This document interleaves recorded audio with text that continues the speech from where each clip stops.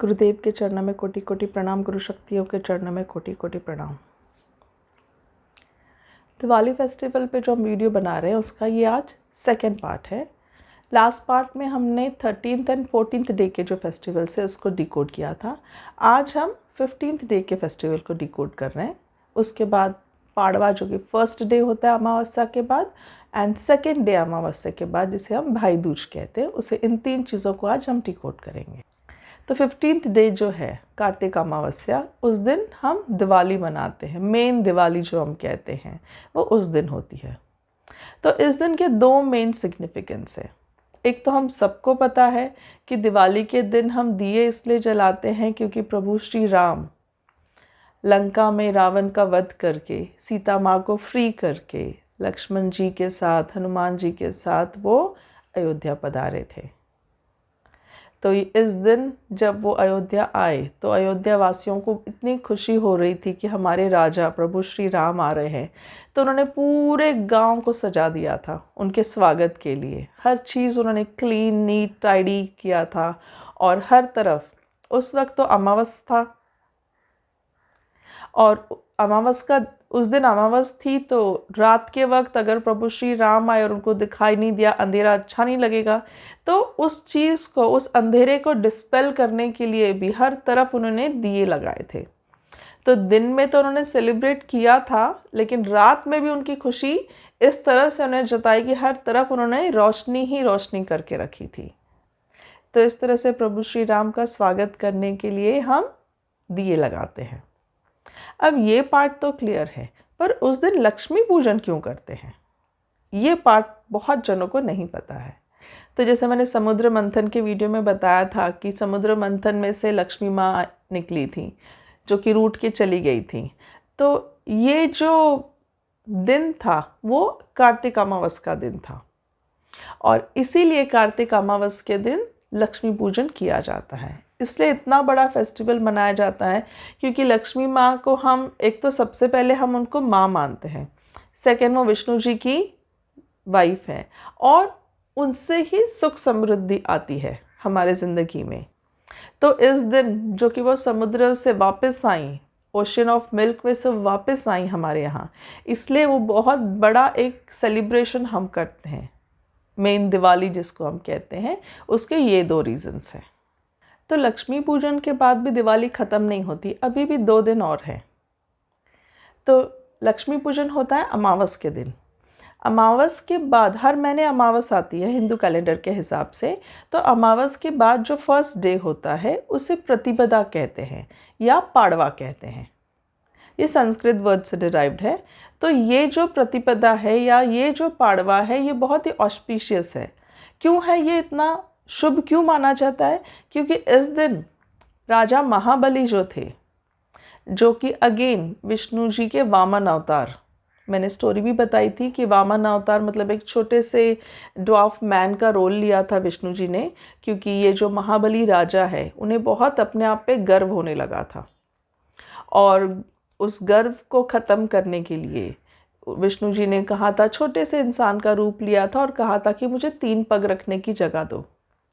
और जब महाबली राजा ने उनकी बात मान ली तो उन्होंने क्या किया कि बहुत ही अपना जायंट रूप ले लिया था। विष्णु जी ने एक विशाल रूप ले लिया था।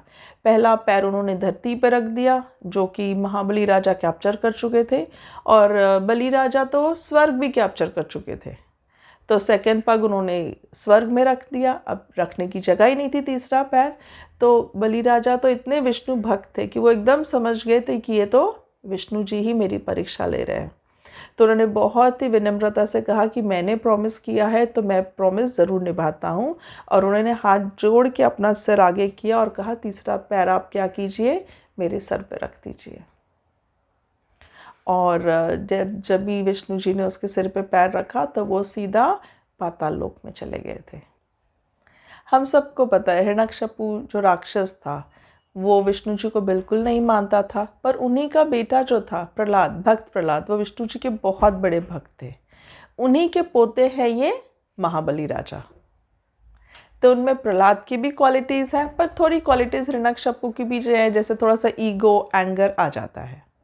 तो जब वो पाताल लोक गए तो इस पनिशमेंट से भी वो गुस्सा या एंगर ऐसा उन्होंने शो नहीं किया। उन्होंने इसको भी विष्णु जी का आशीर्वाद मान के कबूल किया कि आपने अगर दिया है ये तो मैं ज़रूर एक्सेप्ट करता हूँ। आप कहते हैं पाताल लोक तो मैं पाताल लोक में जाता हूँ। तो इससे खुश होकर विष्णु जी ने उन्हें पाताल लोक का राजा बना दिया। और उन्हें ऐसा लगा कि ये इतना अच्छा है कि चलो इसमें ये एक एंगर या ईगो इसमें आ गया था जिसकी वजह से ये धरती स्वर्ग सब कैप्चर करना चाहता था, but he was very capable, बहुत दानशूर थे। तो इसलिए विष्णु जी ने खुश होकर उन्हें कहा कि रहोगे तो तुम पाताल में ही, पर एक दिन साल में आप धरती लोक में आ सकते हो, और वो ये दिन है कार्तिक अमावस्या की जो नेक्स्ट डे प्रतिपदा आती है उस दिन। इसलिए इसे बलि प्रतिपदा कहते हैं। वो कहते हैं ना कि हिंदू कैलेंडर के हिसाब से 3.5 मुहूर्त ऐसे होते हैं जिस वक्त आप कोई भी शुभ काम स्टार्ट कर सकते हो। उसके लिए आपको किसी एस्ट्रोलॉजर की ज़रूरत नहीं है। तो उसमें से ही ये हाफ डे है जिस दिन राजा बलि धरती लोक में आए थे। तो उस दिन उन्हीं के ऑनर में बलि प्रतिपदा मनाई जाती है, जो कि हम उनके लिए दिए लगाते हैं, उनकी पूजा करते हैं, जिसे हम पाड़वा भी कहते हैं। Padwa again means the first day. इसी दिन गोवर्धन पूजा भी करते हैं। अब गोवर्धन पर्वत की भी बहुत इंटरेस्टिंग स्टोरी है। Second part of the story तो हम सबको पता है कि श्री कृष्ण भगवान ने गोवर्धन पर्वत को उठाया था, but first part of the story हम में से बहुत कम जनों को पता है। ये बात है जब राम सेतु बन रहा था। राम जी को जब लंका जाना था और वो पूरा पानी का बेल्ट था, उसे क्रॉस करने के लिए हर जगह से बड़े बड़े पत्थर मंगाए जा रहे थे जो वहाँ डाले जाते थे। तो इसका मेन टास्क हनुमान जी को भी दिया गया था, बिकॉज वो पवन पुत्र थे, वो फ्लाई कर सकते थे। तो वो हर जगह से पत्थर उठा उठा के ला रहे थे और जिससे वो डाल डाल के राम सेतु बना रहे थे। तो हनुमान जी गोवर्धन पर्वत को उठा के ला रहे थे और उसी वक्त, अब जैसे ये तो ऑन गोइंग प्रोसेस है ना, तो कितने पत्थर लगेंगे काउंटेबल तो होते नहीं हैं। तो वो बनाते जा रहे थे और हनुमान जी लाते जा रहे थे। पर जब गोवर्धन पर्वत वो लेके आ रहे थे तो रास्ते में उन्हें मैसेज मिला कि राम सेतु के लिए इनफ पत्थर आ चुके हैं, काम ऑलमोस्ट कंप्लीट है। तो अभी और पर्वत लाने की या और पत्थर लाने की, बड़े बड़े स्टोन्स लाने की ज़रूरत नहीं है। तो हनुमान जी ने गोवर्धन पर्वत को जहाँ उन्हें मैसेज मिला वहीं स्थापित कर दिया था, मथुरा में। पर गोवर्धन पर्वत तो पहले बहुत खुश थे कि उन्हें राम जी की सेवा करने का मौका मिल रहा है, राम जी के लिए काम आने का मौका मिल रहा है। पर अब उन्हें बहुत दुख होने लगा और वो वो बहुत सैड और अपसेट हो गए थे कि मैं इस जन्म में उनके किसी काम ही नहीं आ सक रहा हूँ। तब हनुमान जी ने उन्हें एक प्रॉमिस दिया कि इस अवतार में तो आपकी ज़रूरत उन्हें नहीं है, आप उनकी मदद नहीं कर पाएंगे, पर नेक्स्ट अवतार जब वो लेंगे श्री कृष्ण के रूप में, तब ज़रूर आप उनकी हेल्प करोगे। तो नेक्स्ट जन्म में जब श्री कृष्ण मथुरा में रहते थे, तब एक दिन क्या हुआ कि उन्होंने नोटिस किया कि गांव वाले सारे लोग पूजा हवन इसमें लगे हुए हैं। तो उन्होंने पूछा कि ये पूजा हवन आप सब क्यों कर रहे हैं, क्योंकि वो तो लैंड ऑफ फार्मर था, वो तो ग्वाले थे, खेती करने वाले किसान थे। तो आप ये सब पूजा पाठ, ये सेक्रीफाइसेस क्यों कर रहे हो? चढ़ावा चढ़ा रहे थे, यज्ञ करने की तैयारी कर रहे थे। तो उन्हें पता चला कि इंद्रदेव को प्लीज़ करने के लिए, गॉड ऑफ रेन को प्लीज़ करने के लिए ये सब तैयारी कर रहे हैं वो।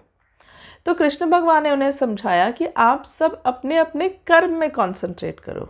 इस पार्ट को उन्होंने गीता में भी वापस क्लियर किया है, पर बचपन में उन्होंने एक ही एग्जाम्पल से समझाया था कि आपका कर्म है अपने केटल्स की रक्षा करना, खेती किसानी करना, ये आपका कर्म है। आप इस तरह से चढ़ावा दे के या यज्ञ करके नेचुरल जो चीज़ है रेन, उसे फोर्स नहीं कर सकते, ये करना गलत होगा। और वैसे भी आपके केटल्स की देखभाल करना, उन्हें ग्रास प्रोवाइड करना, उन्हें चराने जो आप ले जाते हो इस गोवर्धन पर्वत पे ले जाते हो, तो आपको अगर पूजा करनी है तो इस पर्वत की पूजा कीजिए, इन्हें थैंक्स बोलिए कि ये आपके इतने काम आ रहे हैं। तो उस दिन सबने गोवर्धन पर्वत की पूजा की। पर ये जब हुआ तब इंद्रदेव को बहुत गुस्सा आया कि हर साल ये मुझे मनाते थे, प्लीज़ करते थे, मैं तो वैसे भी बारिश करता हूँ, पर फिर भी मुझे अच्छा लगता था जब ये मुझे गिफ्ट्स देते थे, मुझे मनाते थे, मेरे लिए यज्ञ करते थे। इस साल ये कुछ नहीं कर रहे हैं। तो ही गॉट वेरी एंग्री और उन्होंने एकदम तूफानी बारिश शुरू कर दी मथुरा में। तो जब कृष्ण भगवान ने ये नोटिस किया कि बारिश तो थमने का नाम ही नहीं ले रही, सबके घर बह रहे हैं, उनको कोई जगह नहीं है ड्राई जहाँ पे वो खुद या अपने केटल्स को रख सके, तो उन्होंने समझ लिया कि ये इंद्रदेव का ही एक गुस्सा है जो वो निकाल रहे हैं। तो उन्होंने जैसे गांव वालों को समझाया, वैसे इंद्रदेव को भी समझाना ज़रूरी था क्योंकि वो थे तो विष्णु के अवतार। तब उन्होंने गोवर्धन पर्वत को बहुत ईजिली अपने लेफ्ट हैंड के लिटिल फिंगर पे उठा लिया था। इस तरह से बहुत सारे फोटोज़ भी इसके अवेलेबल है। और उस गोवर्धन पर्वत के नीचे पूरे गांव वाले अपने जानवरों को लेके सेफली रह पाए। 7 दिन 7 रातें इंद्रदेव कंटिन्यूस बारिश करते रहे, पर कृष्ण भगवान एक अपनी छोटी सी उंगली में पूरा गोवर्धन पर्वत उठा के गांव वालों को पूरा सेफली रखा। और तब इंद्रदेव को रियलाइज़ हुआ कि अरे ये तो छोटा बच्चा हो ही नहीं सकता, ये काम छोटे बच्चे का है ही नहीं। और उन्हें हाथ जोड़ के विष्णु भगवान से माफ़ी मांगी। तो तब से गोवर्धन पूजा की जाती है। तो इसके 2 पार्ट से एक हनुमान जी ने गोवर्धन पर्वत उठाया था और एक कृष्ण भगवान ने भी गोवर्धन पर्वत उठाया था। तो ये भी फेस्टिवल इसी वक्त मनाया जाता है। तो ये हो गया पाड़वा या प्रतिपदा के दिन का फेस्टिवल। इसके बाद जो नेक्स्ट डे है वो है भाई Dooj, that is second day after the अमावस। भाई दूज की भी स्टोरी है। एक्चुअली 2-3 स्टोरीज रिलेटेड हैं। सबसे जो रिलेवेंट स्टोरी है वो ये है कि जैसे कृष्ण भगवान नरकासुर को मार के घर लौटे थे तो उन्हें उपटन लगा के क्लीन करके उनकी पूजा की थी। उसके बाद उनकी जो बहन थी सुभद्रा, वो भी उनके लिए बहुत वरी कर रही थी क्योंकि नरकासुर बहुत बड़ा राक्षस था और उन्हें सबको सता के रखा था। तो कृष्ण भगवान ने सोचा कि मैं उनसे भी मिलने जाता हूँ। तो ये सेकेंड डे दूज के दिन कृष्ण भगवान अपनी बहन सुभद्रा से मिलने गए और वो भी टायर्ड थे ही। तो उस दिन सुभद्रा ने अपने भाई कृष्ण भगवान को उपटन लगा के तेल लगा के नहलाया, उसके बाद उनका टीका किया, आरती की, उनकी लंबी उम्र की कामना की। और उसी दिन से भाई दूज मनाया जाता है, जो कि बहनें अपने भाई को क्या करती हैं, टीका लगा के उनकी लंबी उम्र की कामना करती है। इसी दिन यम द्वितीया भी मनाया जाता है। यम द्वितीया मैंने रक्षाबंधन के स्टोरी में भी क्लियर किया था जब मैं भाई बहनों की स्टोरीज़ के बारे में बता रही थी कि यमदेव और उनकी बहन यमुना की स्टोरी है ये। यमराज यमदेव तो अपना मृत्यु लोक संभाल रहे थे जहाँ पे वो सारे आत्माओं को ले जाते थे। तो इसकी वजह से कोई उन्हें घर में इनवाइट नहीं करता था। और यमुना जो थी उनकी बहुत प्यारी बहन थी, पर जब से वो यमराज बने तब से यमुना के पास आना जाना, उनसे मिलना जुलना उनका बहुत कम हो गया था। तो यमुना बहुत ही सोचती थी कि कभी तो वो मेरे घर आए, हमेशा प्रे करती थी। तो एक दिन उन्होंने गंगा माँ से रिक्वेस्ट की कि आप प्लीज़ यमराज को बताइए कि मैं चाहती हूँ कि वो मेरे घर विज़िट करें क्योंकि मैं उन्हें बहुत मिस कर रही हूँ। और यमराज जब भी किसी के घर जाते तो प्राण ले नहीं जाते, एज अ रिज़ल्ट उन्हें कोई अपने घर इन्वाइट ही नहीं करता। तो इसलिए यमराज जो थे, जब उन्हें पता चला कि यमुना चाहती है कि वो उनके घर आए, तो वो बड़ी हंसी खुशी यमुना से मिलने गए। और जब वो गए तो यमुना ने उनका बहुत आदर सत्कार किया, उनका टीका लगा के उनका आरती उतारी क्योंकि बहुत दिनों बाद वो आए थे घर। और यमराज ने कहा कि एज ए सिस्टर मैं तुम्हें कुछ देना चाहता हूँ। तो यमुना ने कहा कि ठीक है, आप क्या कीजिए, आप जो इतने लोगों पे अत्याचार करते हैं या आप जो नर्क का जो संभालते हैं, तो मैं चाहती हूँ उन सबको आप छोड़ दो, मुझे पसंद नहीं आता क्योंकि सब लोग बोलते हैं कि आप यमराज हैं या आप तो सबको तकलीफ़ देते हो, सज़ा देते हो, पनिश करते हो, तो मुझे अच्छा नहीं लगता जब मैं आपका ये सब सुनती हूँ। तो यमराज ने कहा ये तो नहीं हो सकता क्योंकि कर्मों का फल तो सबको मिलेगा। तब यमुना बहुत दुखी हो गई। तो यमराज ने कहा कि ठीक है, आज का दिन जो भी भाई अपनी बहन के घर जाके उससे तिलक करवाएगा, बहन उसकी आरती उतारेगी, उससे यमलोक कभी नहीं आना पड़ेगा। तो उसी ऑनर में यम द्वितीय दूज का दिन मनाया जाता है। तो उस दिन बहनें अपने भाइयों को टीका लगा के आरती करती हैं और ये प्रे करती हैं कि उन्हें यमलोक कभी भी ना जाना पड़े, उनसे कोई भी बुरा काम कभी ना हो। हमेशा अच्छे कर्म ही हो। और इसलिए भी इस दिन हम दिए लगाते हैं यमदेव को प्लीज़ करने के लिए, अपने भाई की रक्षा करने के लिए। तो ये जो 5 दिन है दिवाली के, एवरी डे अलग अलग इंसिडेंट्स हुए हैं, अलग अलग युग में इंसिडेंट्स हुए हैं। तो इस तरह से हम ये सारे फेस्टिवल्स एक साथ सेलिब्रेट करते हैं। तो भाई दूज भी सेम रक्षाबंधन जैसा ही है, भाई बहनों का ही त्यौहार है। पर रक्षाबंधन में जब हम भाई को रक्षा सूत्र बांधते हैं, उसी जगह भाई दूज के दिन हम पहले चांद की आरती उतारते हैं। एक्चुअली लूनार कैलेंडर जो है वो मून के अलग अलग फेसेस के हिसाब से बना है। पूर्णिमा के दिन फुल मून होता है, अमावस्या के दिन चांद बिल्कुल नहीं दिखता, फिर एक एक लाइन उसकी दिखने लगती है। तो ये चांद का जो फेस है, अपीयरेंस है, मैक्सिमम मिनिमम ये जो होता जाता है, उसका इफ़ेक्ट हमारे बॉडी पे बहुत होता है। एंड इसका इफ़ेक्ट लेडीज़ पे ज़्यादा होता है। तो इसीलिए करवा चौथ जब हम करते हैं, पति की आरती उतारने के पहले हम चांद की आरती उतारते हैं, ताकि उनसे हमें पॉजिटिविटी मिले और फिर हम अपने पति की आरती करें। भाई दूज में भी हम पहले चांद की आरती करते हैं ताकि हम उनसे पॉजिटिविटी लें, हमें बैलेंस करें हम अपने आप को, और फिर हम भाई की आरती उतारें। और इसलिए जैसे धरती हमारी माँ है, वैसे ही मून भी हमारी मम्मी जैसे उनको आरती उतारती हैं, तो वो मम्मियों का भाई है। जैसे धरती का वो भाई है, हमारी माँ का भी वो भाई है। और इसलिए हम चांद को, बच्चे जो हैं वो चांद को मामा बोलते हैं, और लेडीज़ जो है वो चांद को भाई मान के पहले उन्हें प्रे करती हैं और फिर वो अपने भाइयों की आरती करती है।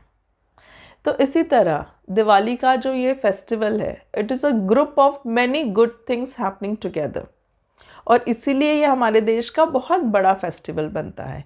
ऐसा कोई भी तिथि नहीं है, ऐसे कोई भी ओकेजन या डेट नहीं है जिसमें बहुत सारी चीज़ें एक साथ अच्छी हुई हैं। सिर्फ ये दिवाली फेस्टिवल ही है जिसमें 5-6 चीज़ें, 5-6 ओकेजन्स एक साथ आए हैं, और इसलिए जब हम इसको सेलिब्रेट करते हैं तो हम कहते हैं कि हमारे देश का सबसे बड़ा फेस्टिवल है। तो इस दिवाली फेस्टिवल, गुरुचरणों में यही प्रार्थना है कि आप सबको क्लियर हो हर डे का इम्पोर्टेंस, हर दिन की क्या स्टोरी है। आप अपने बच्चों को बताएं और मिल के हंसी खुशी अपने हस्बैंड के लिए, अपने बच्चों के लिए, अपने भाई के लिए आप जो खुशियाँ मांगते हैं, आप जो पॉजिटिविटी मांगते हैं, ये उन्हें ज़रूर मिले। यही गुरुचरणों में प्रार्थना है। आप सबको स्वामी जी का खूब खूब आशीर्वाद। जय बाबा स्वामी।